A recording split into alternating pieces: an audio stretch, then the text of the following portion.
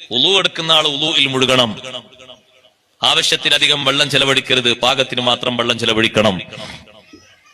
ആ ഉളുവിൽ നിന്ന്, കഴുകിയ വെള്ളത്തിൽ നിന്ന്, ഉറ്റി വീഴുന്ന വെള്ളത്തിൽ നിന്ന് ഒരല്പം, ഒരു തുള്ളിയോ 2 തുള്ളിയോ ആണെങ്കിൽ അത്രയെങ്കിലും കുടിക്കണം. അത് സുന്നത്താണ്. ഉളു എടുത്ത് ഉറ്റി വീഴുന്ന വെള്ളത്തിൽ, ഉളു എടുത്ത വെള്ളത്തിൽ ശിഫയുണ്ട്, എല്ലാ രോഗങ്ങൾക്കും അതിൽ ശമനമുണ്ട് എന്ന് സയ്യിദുനാ റസൂലുള്ളാഹി സ്വല്ലല്ലാഹു അലൈഹി വസല്ലം പറഞ്ഞിട്ടുണ്ട്. കാരണം ഒരു ഇബാദത്ത് എടുത്ത വെള്ളല്ലേ, അതിന് മഹത്വം വേറുണ്ട് അല്ലേ.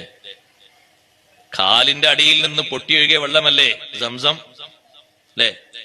കാലിട്ടടിച്ചിട്ട് ഇസ്മായിൽ അലൈഹി സ്വലാത്തു വസ്സലാമിന്റെ കാലടിയിൽ നിന്ന് ജിബ്രീൽ അലൈഹി സ്വലാമിന്റെ ചിറക് കൊണ്ട് മാന്തിയെടുത്തിട്ട് അവിടെ പൊട്ടിയ നീരുറവയാണ് മാഉ സംസം. കാലിട്ടടിച്ചിട്ട് വന്ന വെള്ളം, അതിനെത്ര മഹത്വമുണ്ട്, എത്ര ശ്രേഷ്ഠത ഉണ്ട്, എത്ര ബഹുമാനുണ്ട്, പറഞ്ഞാൽ തീരാത്ത ബഹുമാനുണ്ട്. ഉളൂവിന്റെ വെള്ളത്തിനുണ്ട് അത്രയും വലിയ ബഹുമാനം.